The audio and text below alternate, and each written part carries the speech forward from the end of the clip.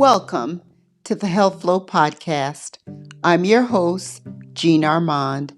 Join me weekly as I share health information that will educate and inspire you.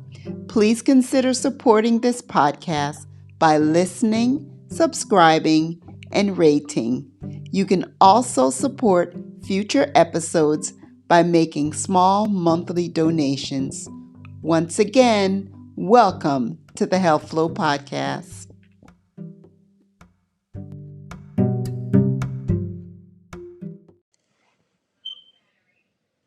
Are you thinking about starting your own podcast?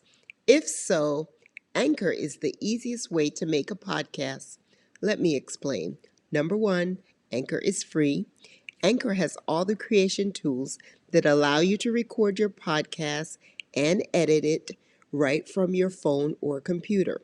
Anchor will distribute your podcast for you so it can be heard on Spotify, Apple Podcasts, Google Podcasts, and many more. You can make money from your podcast with no minimum listenership. Anchor is everything you need to make a podcast in one place. Download the free Anchor app or go to anchor.fm to get started. Hello, and welcome to episode number 33 of the Health Flow Podcast. I'm your host, Jean Armand. So this week's episode we're going to talk about our thyroid. And oh my goodness, I've put so much thought into this because our thyroid hormones, it is just such a complicated topic that really I just over and over again, I just tried to think of simple way that, my podcast listeners could understand. The whole point of my podcast is to make things more simple and easier for my listeners to understand and grasp, just not throw great big medical terms out there that makes it difficult. We know that's not the point. So here I go. Please know that I really tried my best to make this simple or more clear in layman terms, but it's a difficult topic. But to begin with, our thyroid hormones are extremely important. Our thyroid hormones affect just about every organ in our body. From infancy, our thyroid hormones affect the development of our nervous system and brain.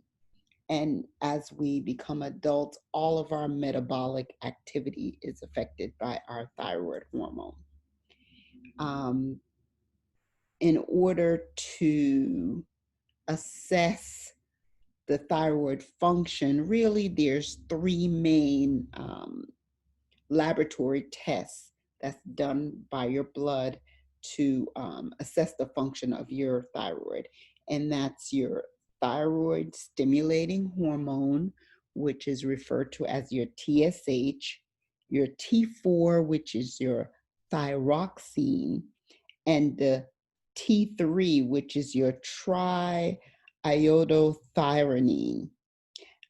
They're all controlled by the pituitary gland. So several things can go wrong. And the first thing I'm going to talk about is if you have an underactive thyroid. An underactive thyroid is another way of saying that you have hypothyroidism.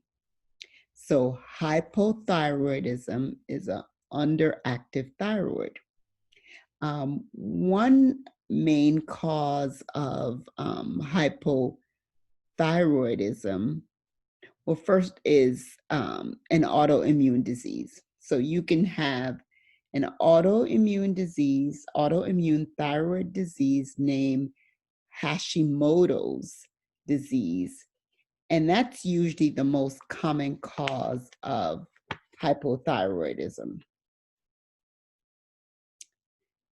And the other common cause worldwide is iodine deficiency. So, of course, you know that in our country, and not just in the United States, but many countries do iodinize the salt to prevent hypothyroidism. So let's talk about signs and symptoms of hypothyroidism.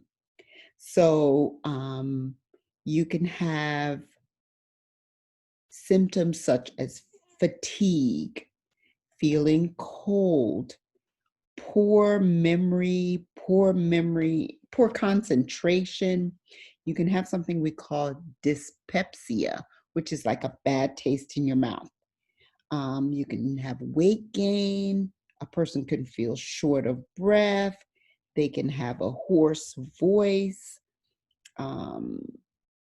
heavy menstrual periods, initially in females, but then it can become lighter. Even some signs would be dry, coarse skin. Your extremities are cold, meaning your fingers and your toes. Hair loss, that's a big one for us. Hair loss, especially in, hair loss. I was going to say especially in females, but just hair loss, period. Hypothyroidism affects more females anyhow. A slow pulse rate. So you're not an athlete, but you have this slow heart rate. You can have swelling, and we refer to like ascites, which is swelling around your stomach, or you can have actually pericarditis or pleural effusion, which is fluid around the heart, and even carpal tunnel syndrome. Did I mention constipation? Yes. So feeling tired, weight gain, constipation, depression, general pain in the body, all of those are believed to be signs and symptoms of hypothyroidism. Now let's get back to Hashimoto's. Now, Hashimoto's disease, um, which is a common cause of hypothyroidism, is believed to be caused by either genetic or environmental factors. Of course, other causes of hypothyroidism could be if a person was treated with the radioactive iodine, if for some reason you had injury to your hypothalamus or your anterior pituitary glands. All that contribute to hypothyroidism also. Certain medications or just lack of function of your thyroid um, gland at birth, or if a person had thyroid surgery. The actual diagnosis of hypothyroidism is going to be the blood tests. So remember those hormones I said, your thyroid stimulating hormone name, your TSH, and your thyroxine, and the thyroxine is the T4 level. Those two are used to determine your hypothyroidism. Um, when I mentioned early about the salt iodization. That's been used to prevent in many populations to prevent hypothyroidism. And even that's where the iodine salt comes in place, iodine in your salt. As far as treatment, taking synthetic thyroid, such as levothyroxine, would be the treatment if you had hypothyroidism. So, as stated, levothyroxine is used to treat hypothyroidism. Um, thyroid medication is also safe during pregnancy. We want to make sure we say that it is absolutely safe during pregnancy. In case I didn't mention something before, so I talked about Hashimoto's thyroiditis, or it could be just referred to as Hashimoto's disease. Like I said, it is an autoimmune disease in which a thyroid gland over time is destroyed. Initially, you may not have any symptoms. Then your thyroid gland, which thyroid gland is located in our neck, and it gets bigger, forming a goiter, big fat neck could be a goiter, because usually you can't see. You should not be able to really see your thyroid gland. So that's um, that's it on hypothyroidism. Just to review, hypothyroidism is when you have a underactive thyroid hormone. Yes, it could be caused by the autoimmune thyroid disease known as Hashimoto's. It can also, worldwide, the most common cause is if you have iodine deficiency, because not all underdeveloped countries, they did not all add iodine to the salt. So that's how they could do it. And other causes, of course, is if a person had radioactive treatment with radioactive iodine, which destroyed their thyroid gland. If you had injury to your hypothalamus or your anterior pituitary gland, certain medications, or if you at birth had lack of thyroid function, or if you had thyroid surgery. And we talked about all the effects. So now we can get into talking about hyperthyroidism. Hyperthyroidism is overproduction of the thyroid hormone by your thyroid gland. Some signs and symptoms of hyperthyroidism could be irritability, muscle weakness, your heart beating fast, or say palpitations, sleeping problems, heat intolerance, diarrhea, hand tremors, so shaking of your hands, weight loss could be it. Your thyroid could then become enlarged. You can have thickening of the skin on your shins, and even bulging of your eyes. Now, the autoimmune disease that's associated with hyperthyroidism is Graves' disease. Graves' disease is 8 times more common in females than males. And Graves' disease usually occur between age 20 and 40. Graves' disease is also known as a toxic diffuse goiter. It affects your thyroid and causes the hyperthyroidism. The exact cause really of hyperthyroidism, or just is the exact cause of Graves' disease, just like in Hashimoto's disease, it's unclear, but research believes that it is also genetic and environmental factors.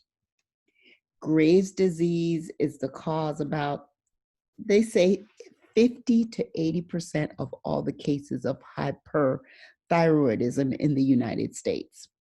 Other causes of hyperthyroidism include multinodular goiter, meaning a goiter, so an enlargement in your neck, but it have multiple nodules. Um, if you have a toxic adenoma, if you have inflammation of the thyroid gland, or if you're eating too much iodine or taking too much of the man-made thyroid hormone. So taking too much of that levothyroxine can then cause you to have too much, and then too much thyroid hormone, resulting in hyperthyroidism. So the diagnosis can be suspected by symptoms, signs and symptoms, but it is only confirmed by first the lab test, in which your TSH, your thyroid stimulating hormone, is low. And all of it, this is like almost exactly opposite of hypo.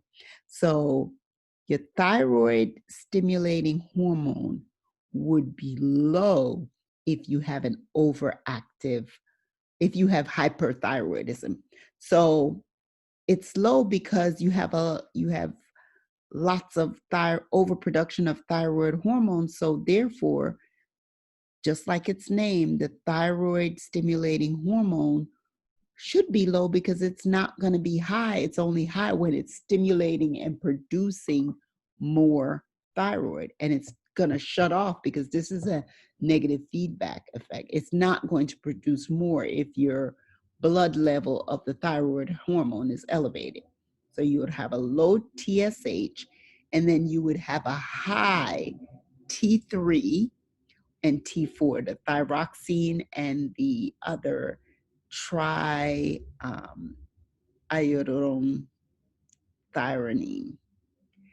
Also, you when they can do a thyroid scan, and then you would see that there's increased uptake of um, thyroidine in your on a thyroid scan of there'd be radioactive radioiodine uptake by your thyroid.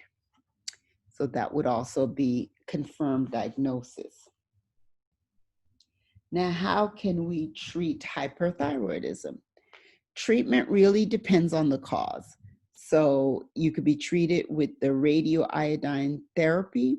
You would be taking the iodine 131 by mouth anywhere from weeks to months. You could also take medications such as, you can take beta blockers such as propranolol, and that's to treat the symptoms. Because remember, symptoms, I talked about the palpitation, your heart beating fast. You could take that to slow your heart rate down. And then there's a anti-thyroid medication called methimazole that you can also take. And then lastly, a person can have thyroid surgery. Now, what we have to remember is if you have thyroid surgery and your thyroid is removed, doesn't mean that you don't need thyroid hormone. It means that you're going to be on synthetic thyroid, such as levothyroxine, probably for the rest of your life. Also, if you're treated with the radio iodine therapy, and it then it results in hypothyroidism, then you'll also need to take that synthetic thyroid hormone such as levothyroxine. Um, just as just so we know, um, high people with Graves' disease actually should not eat foods in iodine. And certain foods in iodine are seaweed and another form of seaweed, kelps, which kelps are, I don't know too many people that eat kelps, but kelps are large brown algae seaweed. But just seaweed in general is high in iodine. So if a person has Graves' disease or hyperthyroidism, they should not be eating any of that stuff because it's just going to increase. So it's going to increase their thyroid hormone levels. And this is important because this is not, when I thought about this, it's really hard. It's simple, but yet it's not, because it can really be complicated. And I haven't even really talked about some of the other effects, because left untreated or unchecked, not having enough thyroid hormone or having too much can cause death. You can have something called myxedema coma. And these symptoms are so similar to other medical problems that a person may have that you may not know. It would be hard to differentiate. And even if I suspected, even if you came into the office and I was to the hospital or a family practice and you said, say you're a woman that's in your 40s, and you're like, I have, hot flashes, palpitations, I've been losing weight, you're just everywhere. I'm hot all the time. I mean, that could be, someone could say, oh, that's maybe early menopause, but not necessarily. You can't just, it's not always, we end up going back to the same thing, right? Having your annual checkups, knowing what you should be checked for, part of everyone's annual physical, just like you do what we call a complete blood count, CBC, which checks a person's red cells, white cells, hemoglobin, hematocrit, platelets. You also do a complete metabolic panel, which is going to tell you things about your electrolytes, it's going to tell you things about your kidney function, your liver function. Then another thing, that's why they ask you to fast, they'll check your cholesterol levels. And usually you're being checked for your thyroid function. And they'll always start with the TSH, thyroid stimulating hormone. If it is low, then further testing will be done, because then it's going to be suspicious for hyperthyroidism. So, they have to make sure to, further evaluate your thyroid. Then also, if it's high, your TSH is high, that could be an indicative of hypothyroidism, because your thyroid stimulating hormone, it says, oh my goodness, the thyroid hormone in her body or his body is low. So let's just make more. Let's stimulate to make more. And that's why your TSH is high. But also, it's important that physical exams are done. So when you're in the office and a person, a doctor or nurse practitioner, PA, whomever is doing your physical exam, when they look at your neck and assess, there's different things in your neck you shouldn't see or feel. Your thyroid gland or goiter enlargement in your neck. Those are all part of it. I remember one year I had a physical, and my doctor said, I think your neck just looks fuller than it normally does. It just looks full to me. And she was asking if I felt any fullness, because that could be part of thyroid disease if you're feeling any fullness in your neck or when you swallow, because now your thyroid glands are enlarged and you're feeling it. And I said, no, I mean, I swallow fine. But she didn't leave it there. She's like, well, to me, just it looks like you're full in your neck. The front, the anterior lower neck is full. Let's check it out. So I ended up, she did the whole thyroid panel on me. And then she didn't leave it there. She also did a scan. You can have a, ultrasound done of your neck, because it's not just hypothyroidism and hyperthyroidism. You can have cancers, of your thyroid gland. Even though it's not very common, you can, I mentioned the adenomas, you can have abnormal growth on your thyroid gland. And then if you have a goiter, it can cause a fat, certain, the enlargement of that thyroid gland or a goiter, say can cause that fullness sensation or even obstruction of the way you swallow. Say someone, that's why it's in, um, I was just thinking of, people who have their thyroid removed, having the surgery. It's very important, and it's a very delicate surgery, because your laryngeal nerve, the recurrent laryngeal nerve, could be accidentally cut. Um, accidentally, it's all in there, so in such a close proximation that it can be accidentally cut. And that's one of the things before you are discharged home after having any thyroid surgery. um, they're making sure that you can speak, you can eat, swallow, all that. um, I just hope you all found this helpful.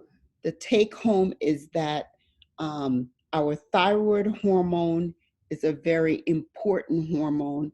All of our metabolic activities are affected, and the thyroid hormones affect just about every organ in our body.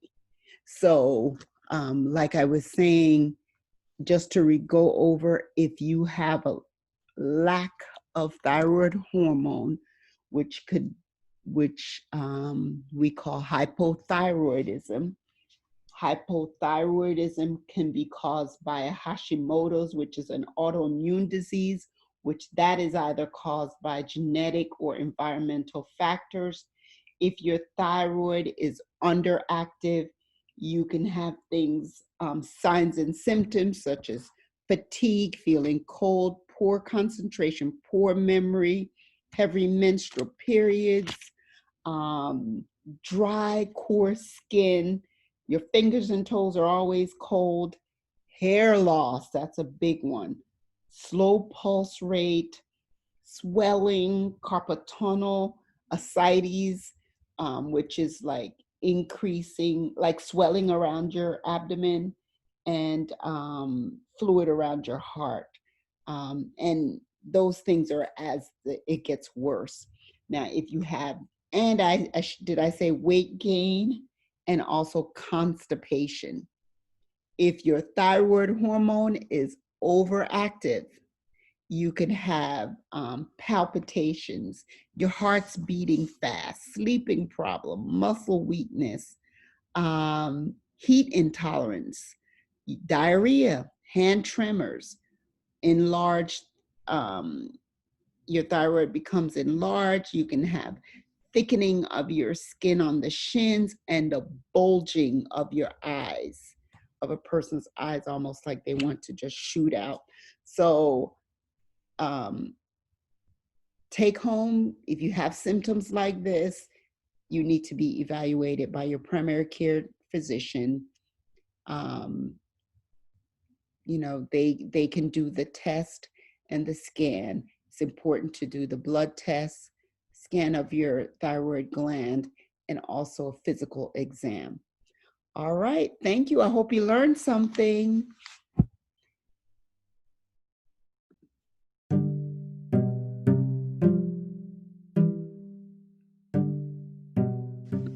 Thank you for listening to the Health Flow podcast.